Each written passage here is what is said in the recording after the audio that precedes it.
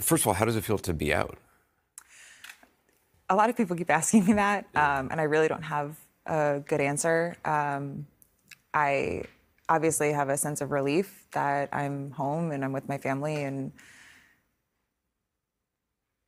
feel safe for the first time in 26 days. And I'm having a really hard time finding any joy in any of it because me being safe is the result of having to leave people behind. People watching this have seen images from Gaza. They've seen the hospital images. They've seen the horror of children dead day after day after day after day. I mean, they've seen all the images. But to actually be there and to experience it, you're experiencing all these things which a camera can never capture. So can you just talk a little bit about when you close your eyes at night, what is it you think about now? I think the answer to that question, I'll start at KYTC, which was, we were relocated about 5 times over the course of 26 days due to security concerns.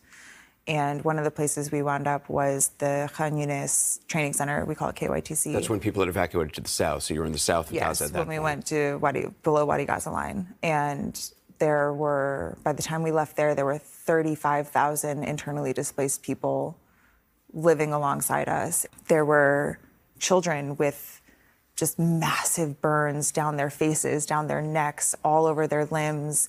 And because the hospitals are so overwhelmed, they are being discharged immediately after, and they're being discharged to these camps with no access to running water. There's 50,000 people at that camp now and 4 toilets. They're given 2 hours of water every 12 hours. There's 4 toilets for 50,000 people. Yes.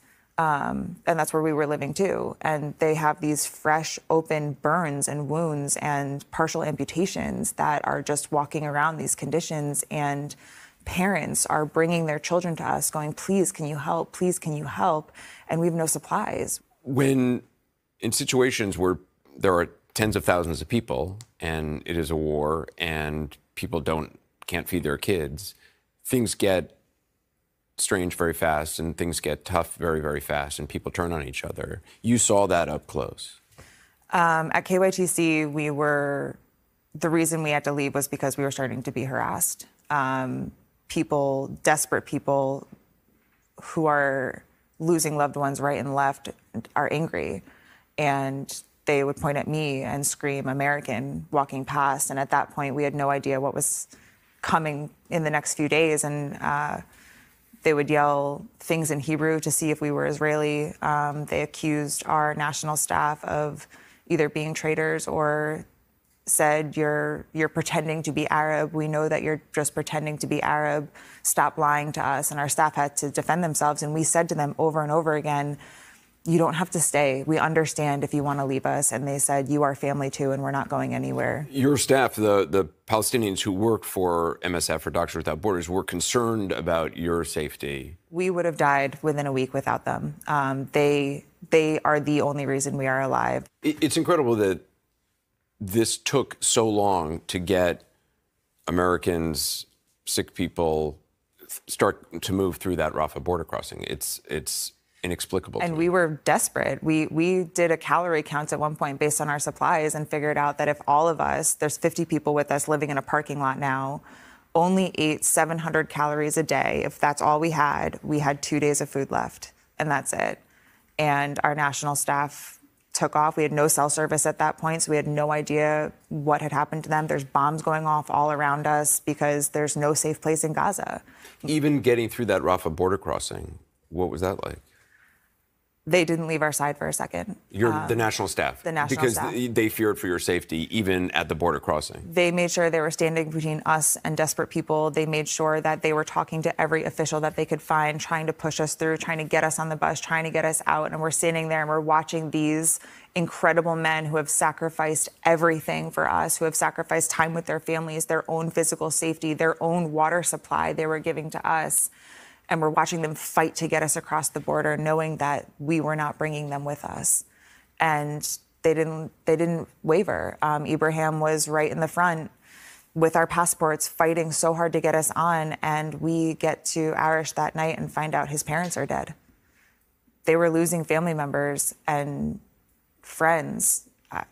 You said if it wasn't for your national staff, you think you would have been killed by people who were just desperate. We either would have starved to death or run out of water. They were the ones that negotiated all of that. Gaza's a small city, so everyone knows everyone, and they would call in favors and call their friends and say, who do you know that has food? Who do you know that's open? Where can we get this? And they would drive all over the place to find water. And when we ran out of bottled water in Gaza, they were the ones that were able to figure out that the water truck was coming here at these times, and oh, I know this guy has a grocery store and they still have power sometimes. I think I can probably get something from them. Like when I say we would have starved to death without them, I'm not exaggerating. And in the moments of absolute desperation of civilians, they were steadfast and calm and just talked to them and said, these people are also in the same boat that you are. They have no supplies. They also have no food and water. They are also sleeping outside on the concrete, and did it in such a beautiful way that they were able to talk them down with love and kindness. There was no violence in their heart, and it calmed everyone around them down as well. Would you go back to Gaza? In a heartbeat. In an absolute heartbeat. My heart is in Gaza. It will stay in Gaza. The Palestinian people that I worked with, both our national staff in the office as well as my staff at Indonesia Hospital, were some of the most incredible people I've ever met in my life. When everything went off and we got the notice to move south of Wadi Gaza, I was texting my nurses at Indonesia Hospital, and I said, we lost a nurse weekend one. He was killed when the ambulance outside the hospital was blown up. And I was texting them when we got the evacuation orders, and I said, did any of you move south? Did any of you get out? Like, are any of you coming down this way? And the only answer I got was, this is our community. This is our family. These are our friends. If they're going to kill us, we're going to die saving as many people as we can.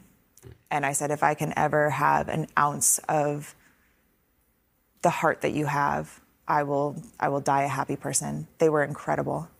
I would like to send out a reminder that there are civilians seeking shelter there, and that my doctors and nurses didn't leave out of loyalty to their community.